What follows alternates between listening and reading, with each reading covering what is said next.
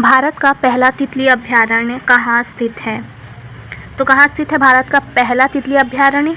Option A है Karnataka, option B है Tamil Nadu, option C है केरल या फिर ऑप्शन डी आंध्र प्रदेश।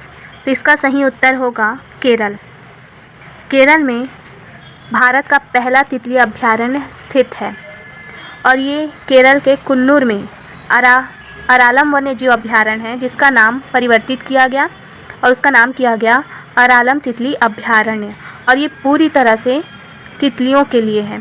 मतलब देखा जाए तो केरल की 80% जो तितलियों की आबादी है वो इसी अभयारण्य में निवास करती हैं। और इस अभयारण्य के आसपास की अगर सबसे ऊंची चोटी की बात की जाए तो कट्टी बेट्टा नाम की एक चोटी है जो 1145 मीटर जिसकी ऊंचाई है। और ये चिकन्नी नदी, कोडाकू की ब्रह्मागिरी पहाड़ियों और वायनाड की थिरुनेली के मध्य स्थित है। अगर इसकी सीमा की बात करें तो जो ये तितली अभयारण्य है, जिसका नाम क्या है, तितली अभयारण्य का नाम है अरालम तितली अभयारण्य। क्या नाम है? अरालम तितली अभयारण्य। और ये कोट्टियूर वन्यजीव अभयारण्य से अपनी सीमा साझा करता है। वहीं अब हम अगले क्वेश्चन पर चलें। अगला क्वेश्चन है हमारा SDG 2025 की जो रिपोर्ट आई है, यानी कि सस्टेनेबल डेवलपमेंट गोल 2025 की जो रिपोर्ट आई है उसमें भारत की स्थिति क्या है? तो रैंक दी हुई है यहाँ 85, 74, 93 या 99। तो इसमें भारत की जो रैंक है वो है 99, यानी कि भारत पहली बार जो रैंक 100 है उसमें शामिल है। तो भारत की रैंक क्या है? 99 है। इसके पहले जो भारत है वो 100 के बाद की रैंक उसको मिलती थी।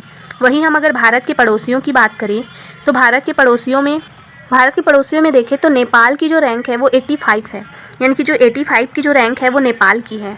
वहीं 74 जो है वो भूटान की है। किसकी है? भूटान की है। 93 किसकी है? 93 जो है वो श्रीलंका की है। अगर हम मालदीव की बात करें तो मालदीव की जो रैंक है वो 53 है। कितनी है? 53 है।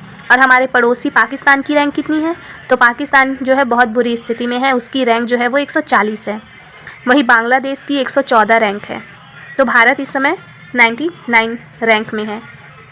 अगला क्वेश्चन है हमारा, शहरी स्थानीय निकाय चुनावों के लिए ई वोटिंग प्रणाली शुरू करने वाला भारत का पहला राज्य कौन सा है? ऑप्शन ए है उत्तर प्रदेश, ऑप्शन बी है मध्य प्रदेश, ऑप्शन सी है राजस्थान या फिर ऑप्शन डी है बिहार। तो इसका सही उत्तर होगा ऑप्शन डी, बिहार। बिहार जो है वो भारत का पहला राज्य बन गया है। क्यों बन गया है? क्योंकि बिहार ने ई वोटिंग प्रणाली की शुरुआत की है। किसमें की है? तो इस शहरी स्थानीय निकाय चुनाव के लिए ई वोटिंग प्रणाली शुरू करने वाला भारत का पहला राज्य बन गया है बिहार। अगला क्वेश्चन है हमारा, परमकुडी रामनाथपुरम सड़क परियोजना की शुरुआत कहाँ की गई है? तो क्या केरल में की गई है? ऑप्शन ए है केरल, ऑप्शन बी है तमिलनाडु, ऑप्शन सी है आंध्र प्रदेश और ऑप्शन डी है कर्नाटका। तो इसका राइट आंसर कौन सा होगा? इसका सही आंसर होगा ऑप्शन बी, तमिलनाडु। तो परमकुडी रामनाथपुरम सड़क जो परियोजना है उसकी शुरुआत तमिलनाडु में की गई है। कहाँ की गई है? तमिलनाडु में। अब चलते हैं अगले क्वेश्चन पर। अगला क्वेश्चन है हमारा, नाहरगढ़ पार्क कहाँ स्थित है? तो ऑप्शन ए है पंजाब में, ऑप्शन बी है उत्तर प्रदेश में, ऑप्शन सी है राजस्थान में और ऑप्शन डी है मध्य प्रदेश में।